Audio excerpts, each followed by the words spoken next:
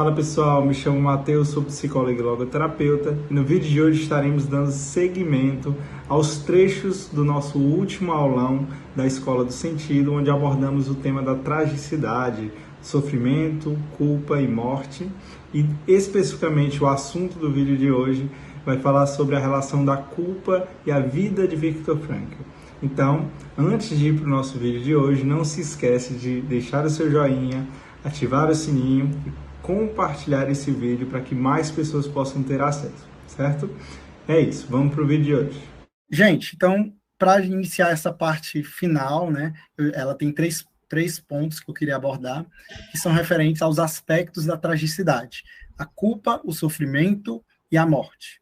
E em cada um deles eu separei tópicos para a gente conversar. O primeiro que eu vou estar tratando aqui é sobre a culpa, e eu separei esses 4 tópicos para a gente conversar.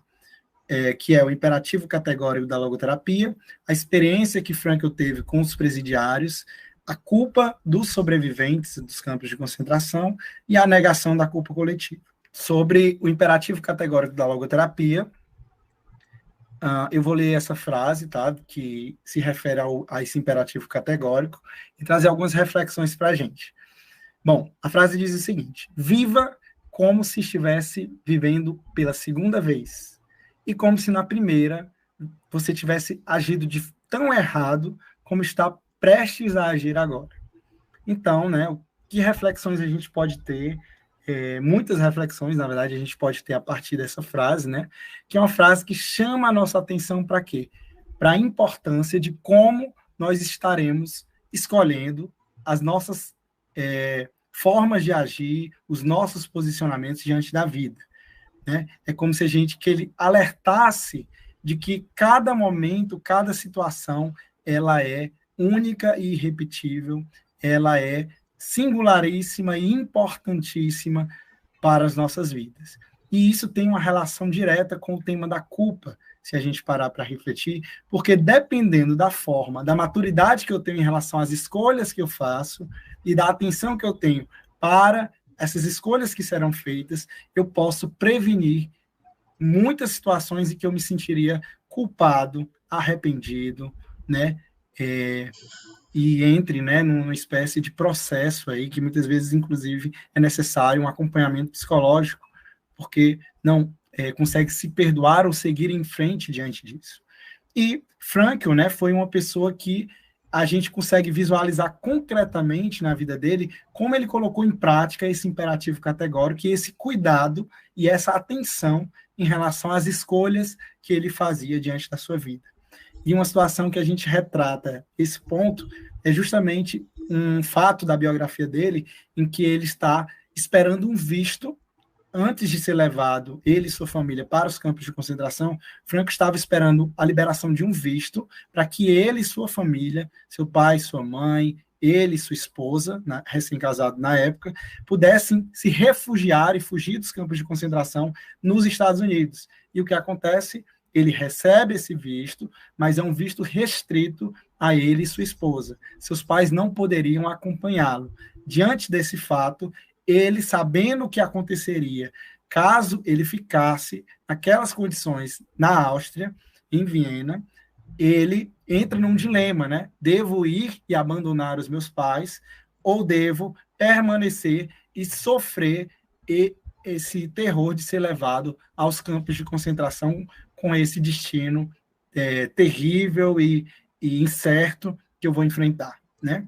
E com certeza tem toda uma história, né, para a gente desenrolar isso, mas a decisão final de Frankl foi por ele permanecer cuidando, né, acompanhando os seus pais.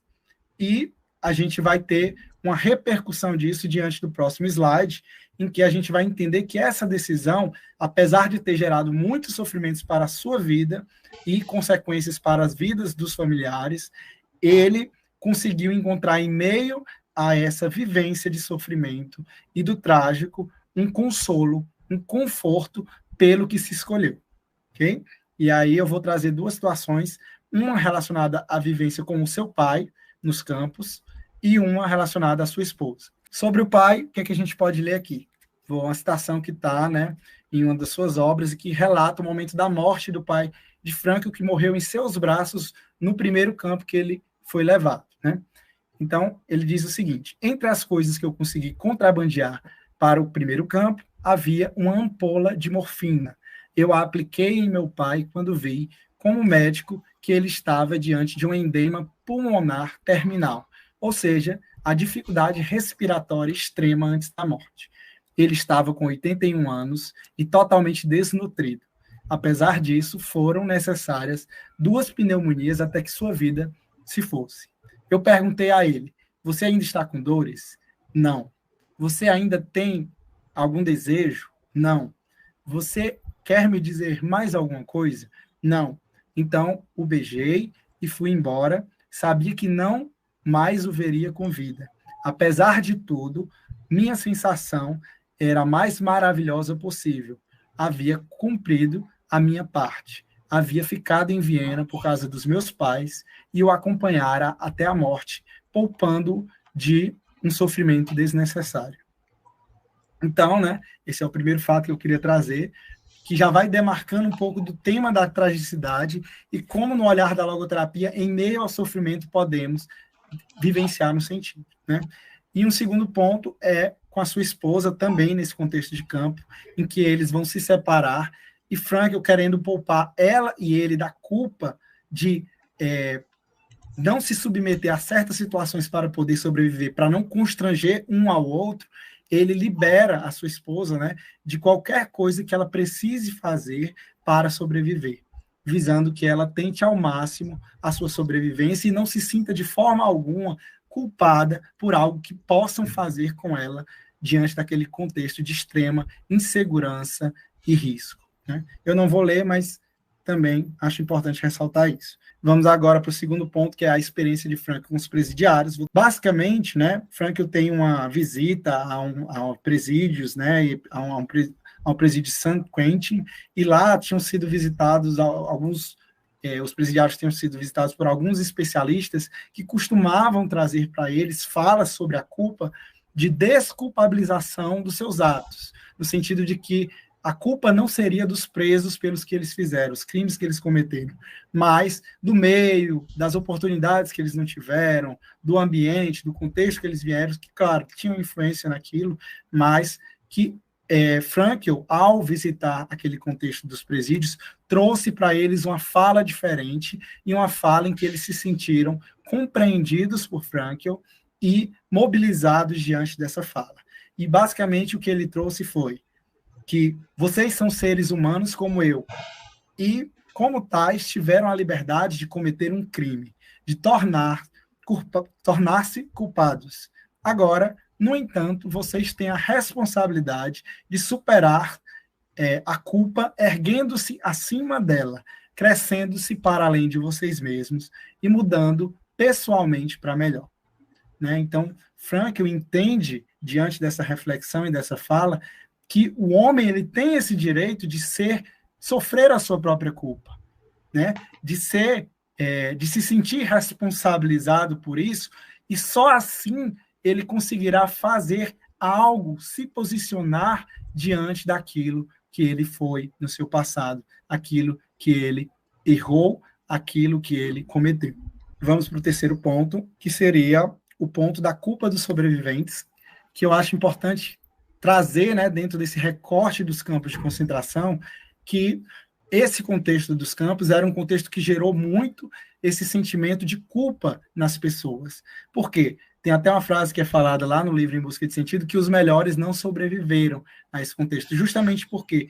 Porque em muitas situações, pessoas morreram justamente porque se posicionaram diante das injustiças, das torturas, dos absurdos. Ou seja, eles não se omitiram diante de certas situações em que outros, por terem se omitido, conseguiram ter condição de sobreviver, né? Então, tem esse contexto. Tem também o contexto de que, em muitas das situações lá, havia um destino certo para uma quantidade de prisioneiros, que seriam levados, por exemplo, às câmaras de gás, fuzilamentos e coisas desse tipo, né? E muitas vezes, quando algum prisioneiro conseguia, por algum meio, escapar desse destino, de estar dentro desse quantitativo, ele poderia até escapar, mas ele saberia que alguém teria que substituí-lo e dar a sua vida para isso, né? Então, estou trazendo alguns desses recortes para que a gente entenda que dentro daquele contexto que Frank viveu dos campos, né, esse sentimento de culpa, ele era muito presente. E também a frase bastante conhecida, né, de que o ser humano, ele tem dentro de si ambas as potencialidades, a de ser um santo e a de ser um porco, né? Mas que essas capacidades, elas não dependem das condições em si, elas dependem das decisões que nós tomamos, que é justamente essa ideia de que nós temos possibilidade de escolha diante dos contextos, inclusive, limitados e de sofrimentos que enfrentamos. O quarto ponto relacionado à culpa na vida de Frankl é sobre a culpa coletiva, que se refere a esse sentimento e a esse movimento pós-guerra, né, com a libertação dos judeus, de querer culpabilizar todos aqueles que estiveram direto ou indiretamente envolvidos no que aconteceu, né, nas atrocidades que aconteceram, de culpabilizá-los, né, de uma mesma forma, sem um julgamento individual, sem considerar os atos que eles faziam individualmente. E Frankl, desde o início, foi um dos pioneiros na luta contra essa disseminação da culpa coletiva, né? E ele cita, né, em vários exemplos de indivíduos que, nesse contexto de guerra, eles agiram de maneira nobre e altruísta para com os prisioneiros, apesar de oficialmente trabalharem para o regime de Hitler. E de judeus que, ao contrário, sabotaram os próprios colegas e agiram violentamente contra eles, apesar de dividirem a mesma condição de serem prisioneiros e judeus naquelas condições. Então, né, a gente vê que diante desse recorte, não era somente esse olhar para o regime que fazia parte, que determinava totalmente se alguém era culpado ou não, mas sim os seus atos. E é justamente por isso que Frankl se posiciona corajosamente contra a culpa coletiva, chegando a sofrer ameaças, porque era visto como um traidor, era ameaçado, né?